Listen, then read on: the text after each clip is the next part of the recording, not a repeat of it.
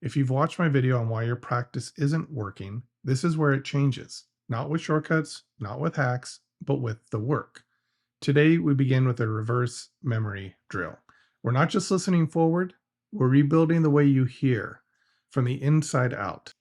One deep dive. Let's begin. Most musicians move forward, always chasing the next note, the next phrase. But music isn't just a line that you follow, it's a landscape, and you can walk both ways. Reverse listening forces you to reconstruct, not just recall. It reveals the places your mind is sharp and the places it blurs. If you compose, if you improvise, bidirectional hearing is your edge. This is how you stop guessing and start knowing. Close your eyes. Seriously, close your eyes. Now, let's get practical. I'll play a simple melody. Listen once.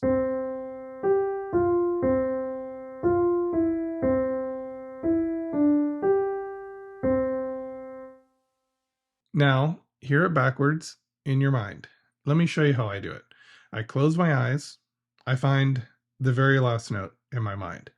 And then I kind of visualize what it looks like on the staff. I go from the last note to the note right before it. Kind of go back and forth. Once I feel like I have that, I try and go one step further, just a little further back.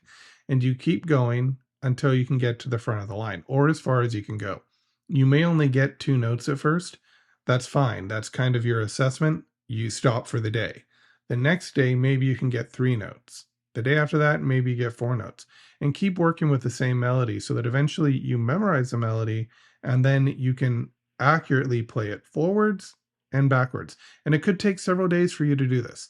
Just find the last note you remember, start the next day, and always push for one more note. Do one more thing each day.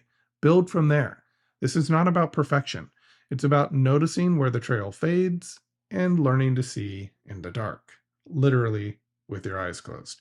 Visualize that stat system. Now, let's do this together. I'll play a melody. Listen once, only once.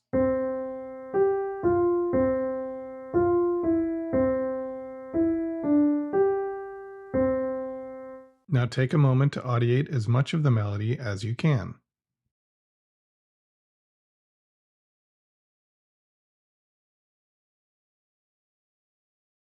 Now in your mind, begin at the end. Find the last note. Try and hear it backwards and go as far back as you can. Don't rush. Pause the video for a moment.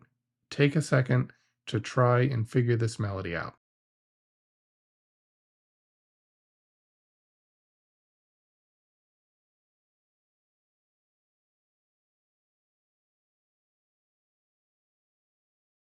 Here's what it sounds like, reversed.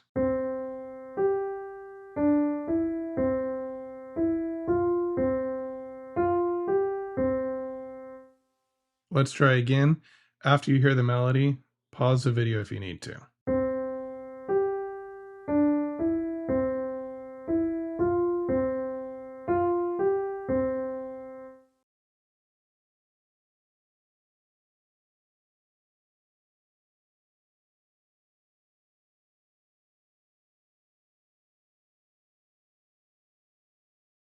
Each time the melody grows, maybe 1 note, then 2, then 3, then 4. Each day you try and push yourself to remember just a little bit more. Just listen, imagine, and reverse it.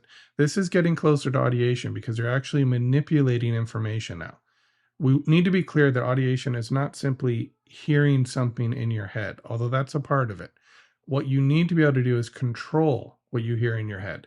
And by reversing a melody that you've already heard, this is a step in the right direction. This is a first step to truly developing very powerful audiation that you can use in your work. Take a moment to notice what comes easy. Notice where you struggle. This is your mind learning to listen in both directions, and it gets easier the more you do it. Are you stuck? Can you remember the last 2 notes? Start there. Build backward. 1 note at a time. Try it with your voice, with piano, with another instrument. Switch timbres. Switch the sound of the instrument. See how your memory shifts. Don't limit yourself to pitches. Also try rhythms. Rhythms can actually be a little bit more difficult in some ways because you don't have that pitch aspect of it. They're also simpler because you don't have the pitch aspect. Try melodies from pieces you're already working on. Every variation reveals something new about how you hear. Here's a challenge and how to make it practical. This week, choose one melody from the repertoire. Hear it backward.